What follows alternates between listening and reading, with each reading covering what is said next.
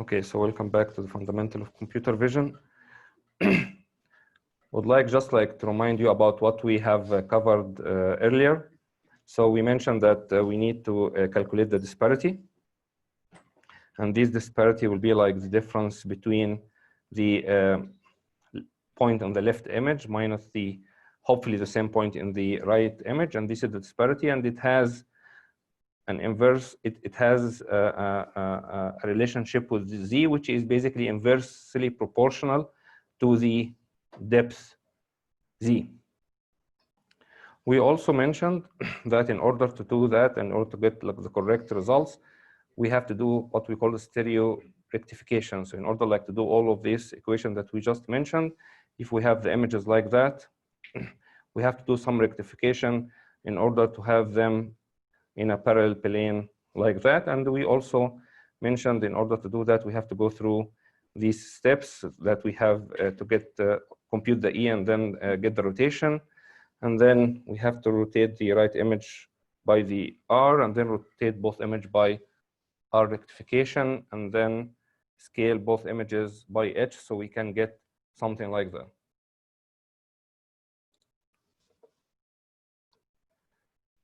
And then we mentioned that after we rectify the images, we'll make the epipolar lines horizontal, and then for each of the pixels, for instance, find the epipolar line or scan line corresponding to that in the other image, and then search the scan line and pick the best match. So we'll search for the scan line in order to get the best match, and then after we done that, we will subtract x minus x dash in order to get the disparity, and then we can calculate the depth from that disparity.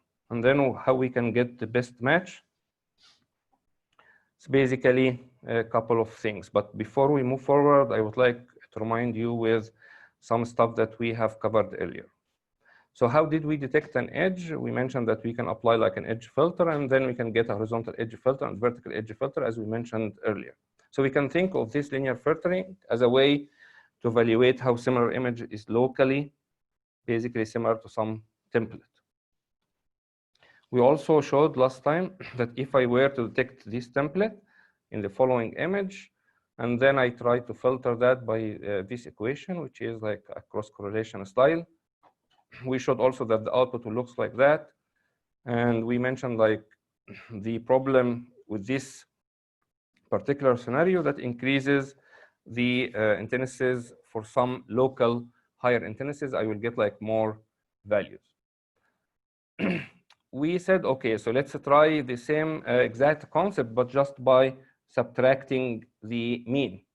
And when we did that, we get a better output. And then when we have threshold the output, we got the exact true detection, because we know that the true detection with this one should be here. So this is the true detection.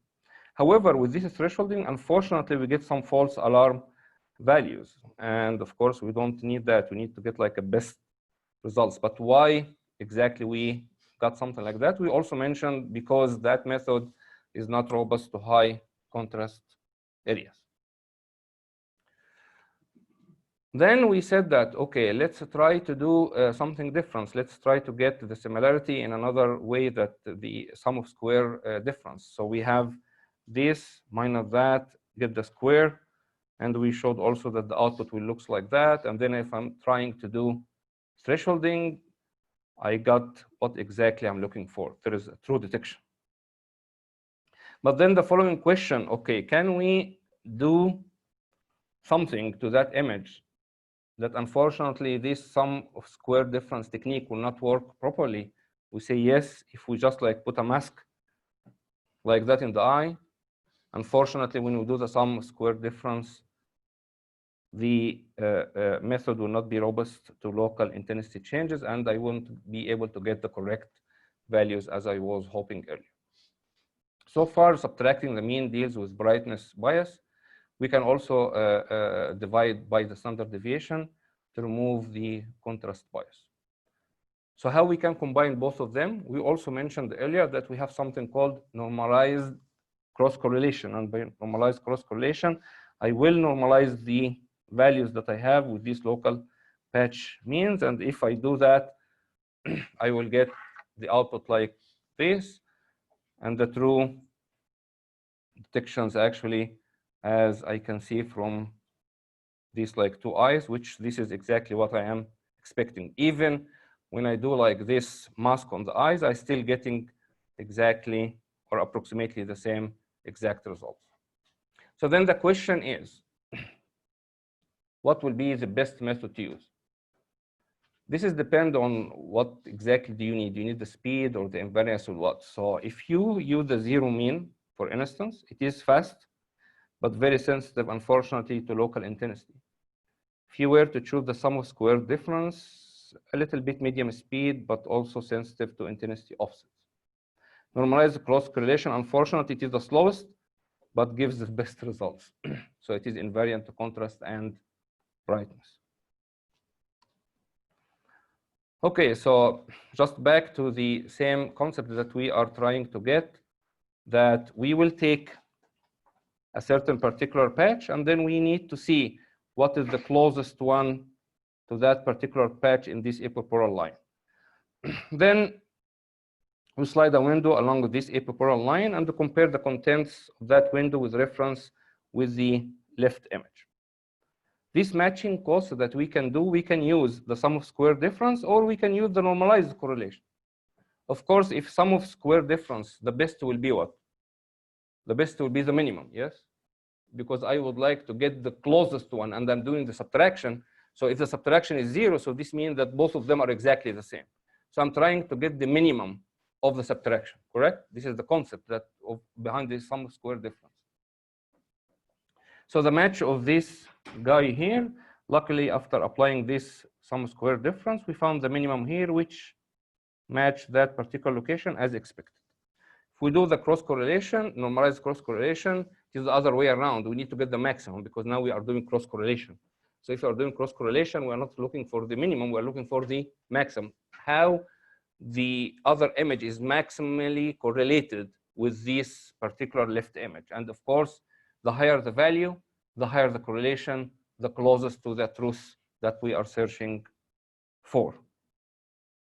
So if you were to try like some of this stuff regarding the sum of square difference or sum of absolute difference or normalized cross correlation, and shows you here all of these examples of methods, and assuming that you have the ground truth. With the normalized cross correlation, we get like a little bit better image in some sense. It's not like that efficiently appear in this situation, but here or there, we might in some cases use the sum of square difference if it doesn't matter a lot with a lot of the intensity changes. But anyway, all of these like are close to each other. However, the normalized cross correlation in most of the cases shows a better results. But we need actually to think about another important thing. The other important things is what is the effect of our window size? What does that mean?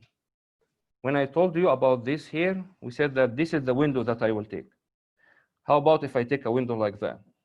How about if I take a window like that?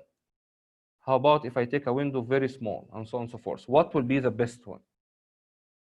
As you can see from here, if I have, as an example, the left image, and then I have the right image, and I'm then trying to do the disparity.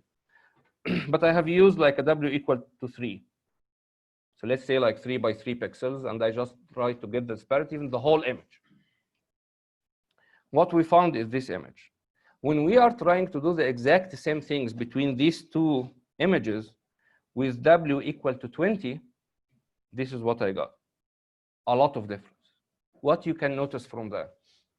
With a very small W, what exactly you get? A lot of details, yes? We can see basically all of these kind of stripes of the trees and see every details on that, correct? On the other hand, with the W equal to 20, unfortunately, a lot of these details already smashed out, yes? I can't see all of these details, I can see it. However, with the small pixels or small like windows, I have seen like a lot of noise. I can't see like the details for all of this big stuff that I have. However, with a big window, I can see the details of this landscape and so on and so forth. So there is pros and cons with all of these kind of things that I have to choose the correct one. But unfortunately, we cannot say that this one is better than the other one in all cases. We have like to empirically try to get the best one from this type of window. So with a smaller window, more details, more noise. With a larger window, loss of finer details, and fails, of course, nears boundaries. Okay, so then if I were to give you like these images, what exactly do you expect the results of the block matching, or when the block matching will fail in these three images that I'm showing you here? So one on the left, one on the right, one on the left, one on the right for each of these. When the stereo block matching will fail. Basically, it will fail if I have textureless regions. So all of these places, when there is like similarity in the texture, is something a little bit difficult to get a good block matching technique. Block matching, I can apply that, but some square difference or normalized cross correlation and stuff like that. Or also repeated patterns. With these repeated patterns, also I might have like difficulty because I might get confused with another thing which looks exactly the same. Yeah, so with this one, as an example, it might look same as this one. With this one looks the same as this one, and so on and so forth. But also, if I have some specularities for that image, I may also fail. So far, each with the least left image patches has been matched independently along the right epipolar line. But can we do better? Can we force something to get like a little bit of better results? Researchers like thought about that, and they said that, okay, let's try to enforce some constraints, for instance. So let's enforce some consistency among matches in the same row of scan line. But how we can do that?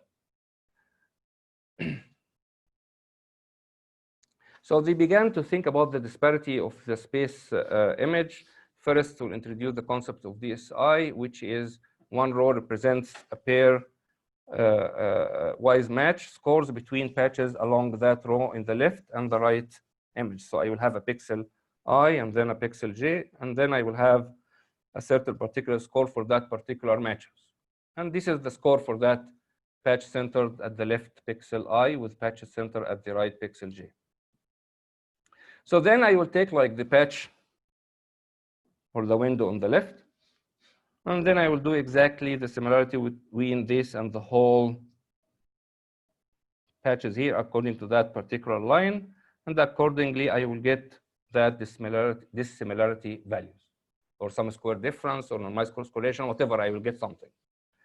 And then I will take the second one, and then I will draw exactly the same thing. And then I will draw a third and fourth and fifth and so on with all of these and get what is exactly that. Then what we should do with this disparity space image, I need to have like the disparity space image, just allocate all of these output that you got in a column. So each vector of match scores as a column in the DSI. So I will have now the disparity. Shows you like each of these disparity values. If I'm doing that, I have the relation between now the left scan line and the right scan line, and this is what I will get. And then I can, as an example, omit some of these values. If, for instance, the disparity are like greater or equal than a low values, which is 0, as an example. I'm just putting some constraints. Or I can also remove some of the values, high values. An example, like it is less than a certain particular high value, and so on and so forth. I'm just trying to force like some constraints which I'm not expecting from that particular image. And then let's say that I will have this only region. So when I have like this only region, so try to rearrange the diagonal band of these valid values into a rectangular array that is 64 multiplied by n. And this is what is traditionally known as the DSI. And let's now, for instance, that we are going to keep the full image around, including these invalid values. What is the idea right now with this one? The idea that we will have like a start point, and then we will have an end point. And if I have a start point and end point, and I would like to connect actually between the start point all the way till I get to the end point, what is the shortest path? The shortest path would just be the diagonal line connecting between this start point and the end point. However, this might be exactly the case. Because if I'm going diagonal with this particular example that I showed you, meaning, just like physically or intuitively, meaning that if I take like a certain particular pixel and get like the corresponding on the other image, so let's say like the disparity will be whatever the value is. Then if I go to the neighboring, the one after, checking with the one after, I will find exactly the same disparity. That's why I'm walking diagonal, yes? If it is these two, so 2 and 2, 2 and 2, 3 and 3, 4 and 4, and so on and so forth. So the disparity will be always the same. So if I'm going with this diagonal, meaning that the disparity between the point and the following point will be exactly the same.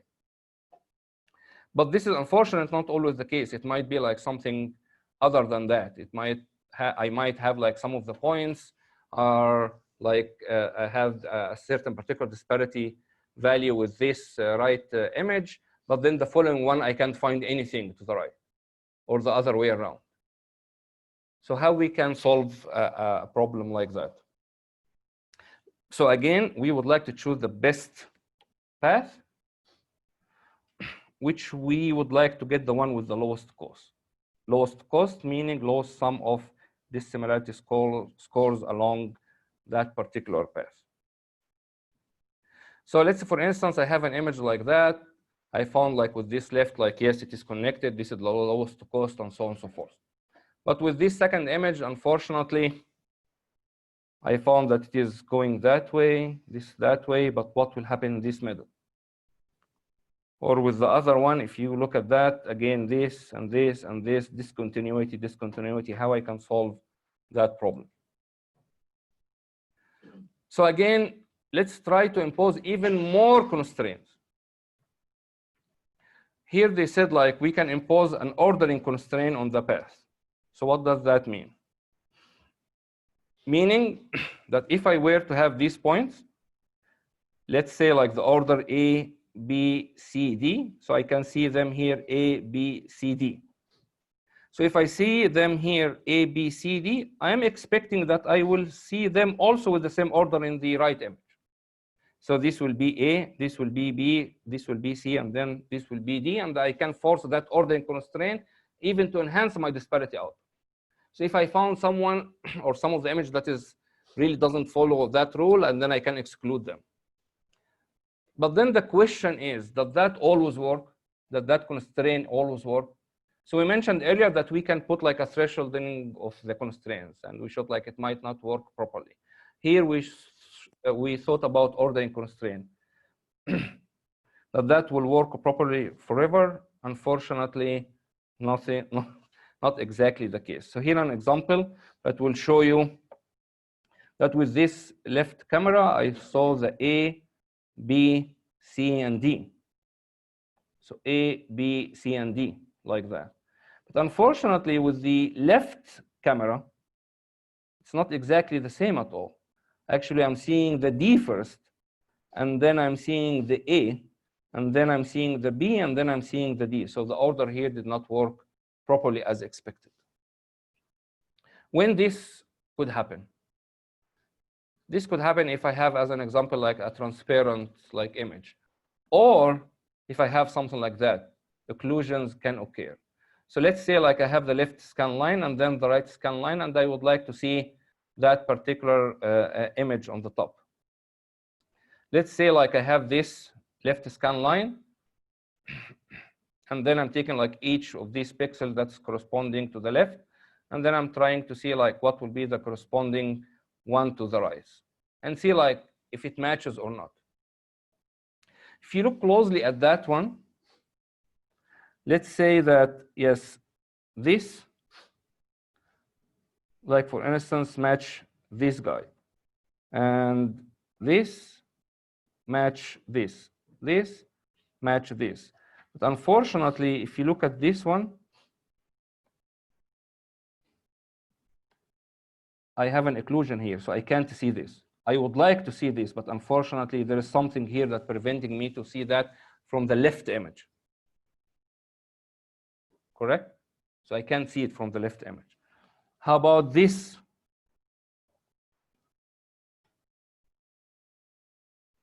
The same exact thing. So I can't see this from the right image because it is occluded. I can't see it. There is something there, and I can't see it. So how we can deal with stuff like that? However, if you look closely at this, the order of matching patches is preserved. But there is an occlusion problem that I have here. Fortunately, if I have a left and right images and try to calculate the disparity, because of this occlusion, for some instance, like if you look at this hand and this hand, you can see like with this right image, I'm losing a lot of the information that it's already occluded here. So it is not there. So when I do the disparity, just black. I have nothing. I can't compare it with anything. There's like ways to do stuff like how we can basically fill the occluded parts. Maybe like we'll take the closest value to the right or to the left or whatever the thing is. But still, I have a problem. Researchers even thought about that a little bit more on how to solve the disparity problem. So again, we want to find the best connected path, taking into account the ordering constraint and also the possibility of occlusions. So this nice paper actually figured out like how to do that a little bit efficiently. So just like, again, we want to find the lowest cost path from upper left to lower right of this DSI image. If you think at each point, if you would like to move forward, you have how many options? You have actually 3 options, because you can go this direction, you can go this direction, or you can go this direction. With each of them, also, you can go this direction, you can go this direction, you can go this direction. So at each point on the path, we have 3 choices, either step left, step down, step diagonally. And each choice will have a well-defined cost associated with that particular one. So I would like to go from the start all the way to the end. Does that remind you of something?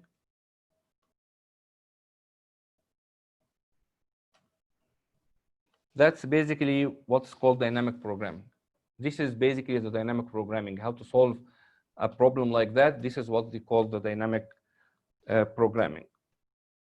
We'll not go further on that, but this is just like to open an important stuff or an important algorithm in order like to allocate or to calculate the disparity value.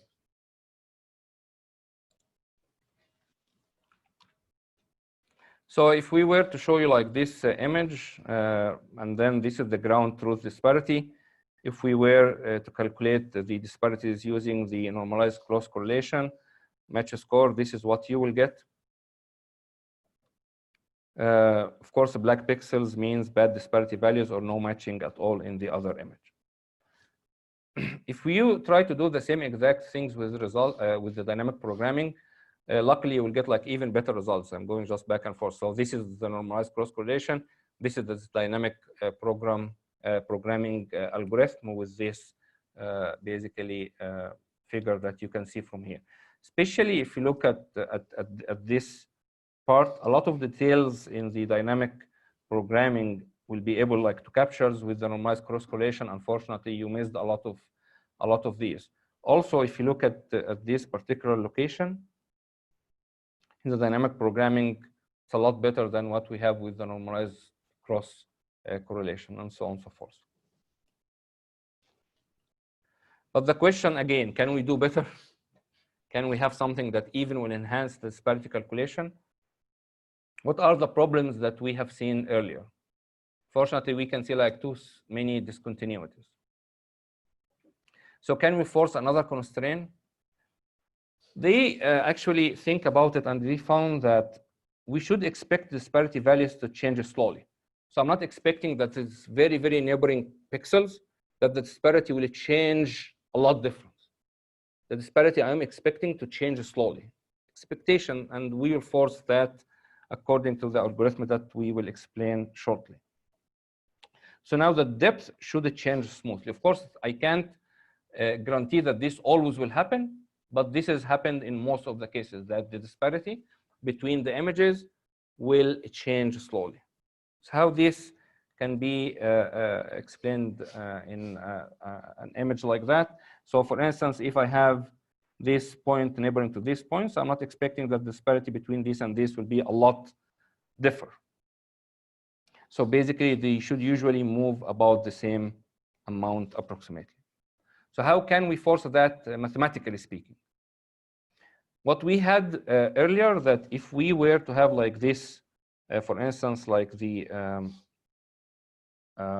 patch that we will choose, and then among this epipolar line, we would like to get to the best one. So assuming that you found here a box that is shifted by a certain particular disparity, and we would like to choose what will be the best match. How we can calculate the best match?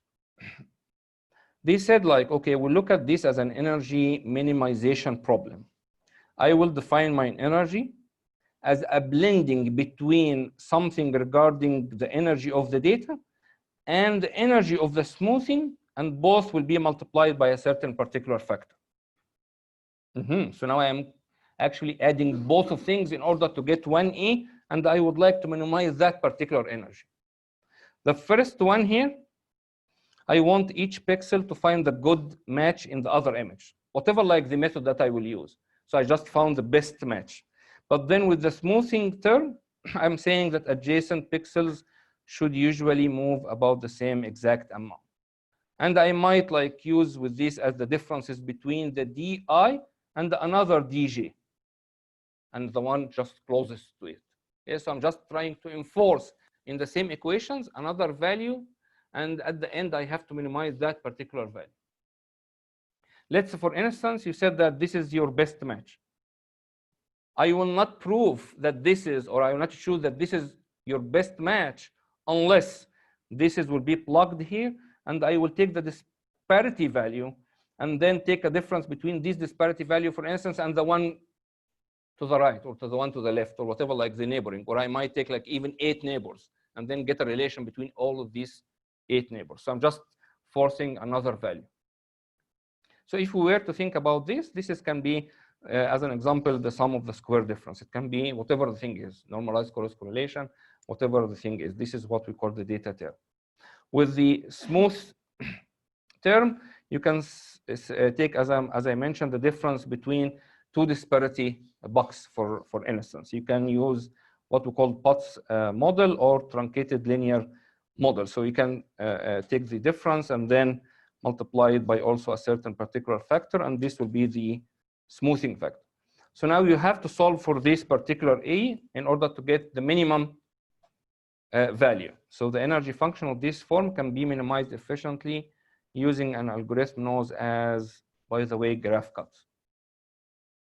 This is like graph cuts, like explained in this particular 2 papers. It's very, very, very efficient and nice algorithm that actually, when I will show you the output right now from that graph cuts, it gives like even better solution than the dynamic programming. If you look at this, the ground, yeah, I think might shift the other one, yeah. Should be like the other one, yes. The ground truth should be to the left, and the algorithm results should be to the right. So, but as you can see from here, this is a lot better than what we have seen earlier. Or I guess like maybe this is the algorithm, but maybe like the ground truth, I didn't get exactly what the ground truth is.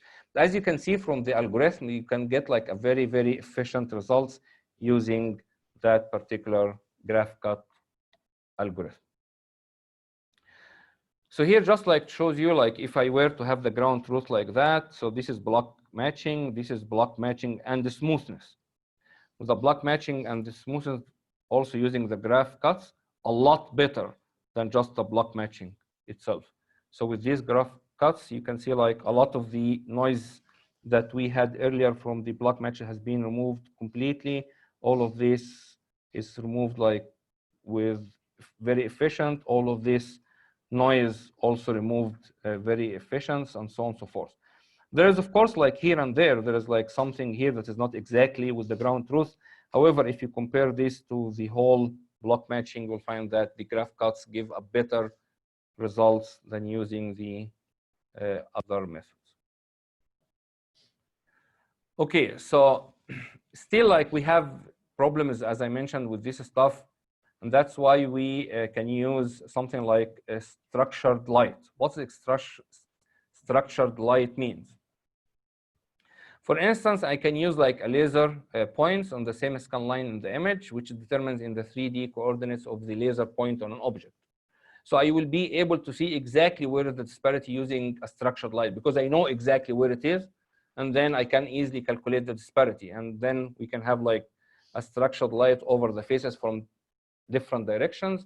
And by doing that, I know exactly the points and where exactly should located in the image. So let's say, for instance, I will have a projectors acts like a reverse. I have like a projector, and here I have the camera.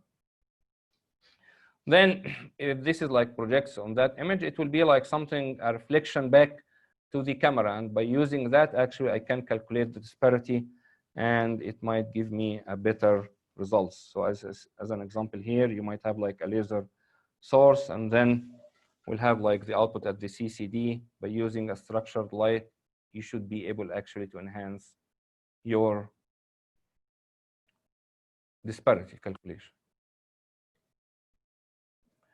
But before we move forward with other stuff, we would like to give like a note on the normalization that we had earlier. If you remember, with estimating the F, which is the 8-point algorithm. Do you remember earlier when we have the fundamental matrix? We would like to calculate the fundamental matrix using an 8-point algorithm. Do you remember that? Yes, we have like the essential matrix and we have the fundamental matrix. And we mentioned that with the essential matrix, if I have a calibrated camera, the fundamental matrix, if I don't have a calibrated camera, if everything is general. And we proved at that time that this formula holds. This is x dash transpose fx is equal to 0. Okay, and we also mentioned that in order to solve that, we will have an 8-point algorithm, which means that I need really 8 points. And we mentioned also at that time, why not 4 points? Because earlier when we had the 4 points, we are matching between points in the 2 images. And if I match between 2 points in the images, each point will give me 2 equations. But with this guy, we mentioned that we actually matching a point to the epipolar line. And that means that each one will give me only 1 equation. And because of that, I need 8 equations, which means 8 points to solve that algorithm. But we need to give a hint here, because if you are just applied, as we mentioned earlier, you might not get the correct results, and we'll explain why this is the case now. So again, x dash transpose f multiplied by x is equal to 0, and this is my f with all of these 9 variables. But we mentioned also that one of them we can divide by that and scale it, and that's why we have only 8 variables. If you do this stuff correctly, now I have my a multiplied my x equal to 0, and we said that you can calculate x by what? The SVD, yes? You have to get the A transpose A, and then get the eigenvectors that is corresponding to the smallest eigenvalue. And this is basically will be your x, or at this example will be your f. But unfortunately, there is an issue here. If you have like orders of magnitudes difference between column of these data matrix, unfortunately, the least squares will give you like a poor results. So how can we solve that issue? So we have to use normalized least squares, which will lead to a good result. So I have to transfer my image to just to be from -1 to 1 and -1 to 1. So for instance, if this is my image, so I have here 0 and 0, and like goes up to 500 and then 700. So this will be 700 and 500. Now we'll do like some changes here. And basically my center will be at the middle of the image.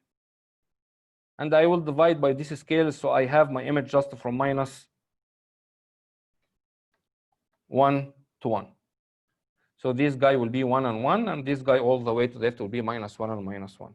And if you do that, things will be a lot better. Just to recall you about the transformation, between this image point and the camera point.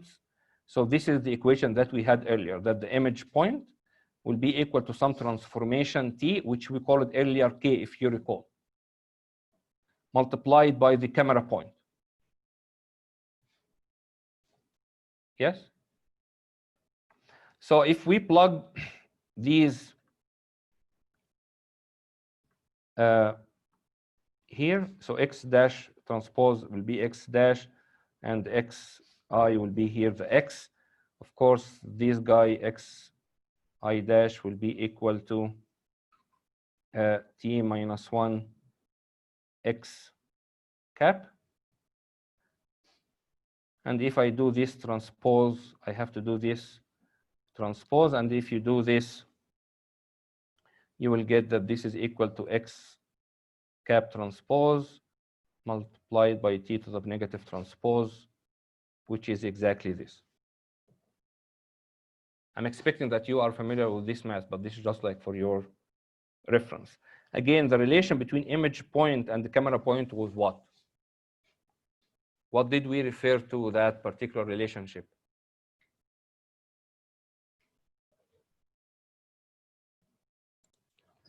So if we do this, we can call, like, as an example, this matrix F cap, and then we'll see like how we can do this in MATLAB.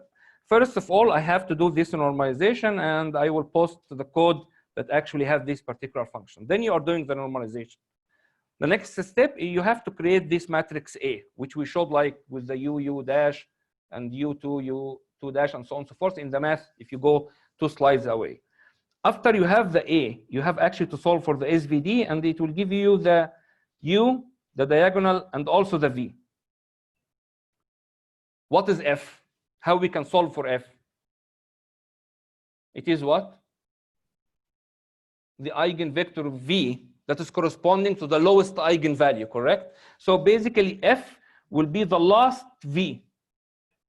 But what I am doing here, I'm just taking a column of 9, I'm just reshaping that to be in a matrix way 3 by 3. That's all. So I have the whole F, F1, F2, F3, all the way to F9. I'm just forcing that to be F1, F2, F3, and then the other row F4, F5, F6, and then the other row F7, F8, F9. This is what I'm doing with this guy. But if you recall, we mentioned at that time that we have to force the rank 2F, because the F is rank 2, and we proved that why it should be rank 2. So how I can do that here? So I got the F, how I can solve or how I can force that it is rank 2. Okay, again, I will take this F, I will take the SVD, I will get a new U, a new D, a new V. My new F, let's say like this is F new, it will be exactly the same way as this old F, but just one difference. I am forcing the last singular value, the last eigenvalue or singular value here to be 0. If I force that last one to be 0, so this means that I'm saying this information is not important because I have a rank 2 matrix only. If I were to have 3 singular value, I have 3 important information, yes? The matrix is 3 equations. But if I'm forcing one of them to be 0, so just I have 2 important information, which means I have a rank 2 matrix, and this is exactly what I have here. And then we'll just like calculate this F accordingly, and then at the end, I will denormalize F with this same equation that I showed you in the previous slides. Hope that this will be important when you begin to do some stuff in MATLAB.